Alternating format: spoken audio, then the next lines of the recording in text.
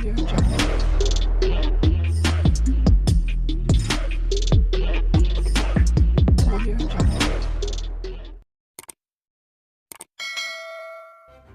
kasih kerana memilih channel ini. Sebelum kita mulakan video ini, sila pertimbangkan untuk menekan butang like, share dan subscribe dan aktifkan butang lonceng anda agar anda sentiasa mendapat info-info percuma pada setiap hari dari channel kami. Dan tinggalkan komen anda kerana komen anda amatlah dihargai.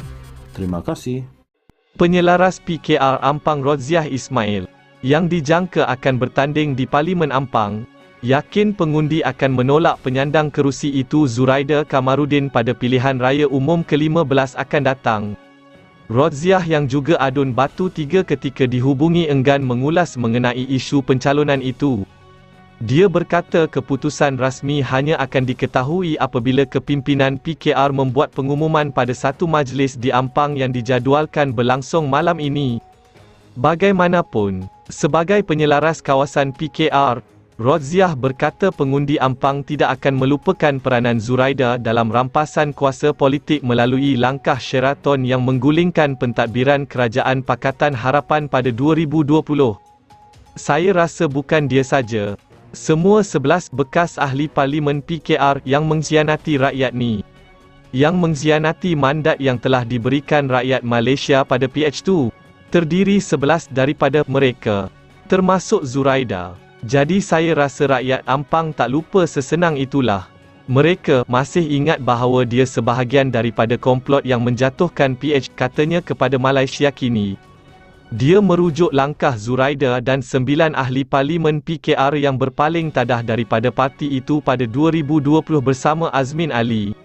Yang ketika itu timbalan Presiden PKR, Zuraida ialah naib Presiden PKR ketika kumpulan itu menyertai rampasan kuasa politik.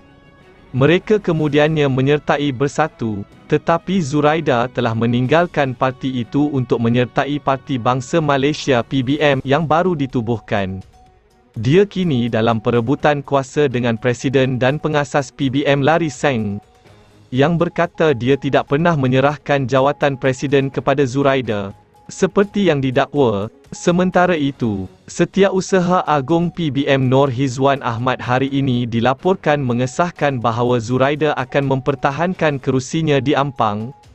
Nor Hizwan juga berkata 5 lagi pemimpin parti itu akan turun mempertahankan kerusi parlimen mereka, iaitu Edmund Santara, Segamat, Larry Seng, Julau, Stephen Chong, Tebrau, Mohamadin Ketapi, Lahad Datu dan Xavier Jayakumar, Kuala Langat. Bagaimanapun, semalam Seng turut mengumumkan penggantungan jawatan 2 tokoh penting PBM iaitu Hizwan Ahmad dan Zakaria Abdul Hamid, 2 orang kanan Zuraida. Dalam pada itu, Rodziah mendakwa Zuraida gagal menangani banyak isu di kawasan Parlimen Ampang. Setakat ini, sepanjang saya turun selaku penyelaras Ampang, saya dapati ada beberapa perkara saya agak terkejut juga. Banyak isu-isu juga tak diselesaikan mantan YB Zuraida.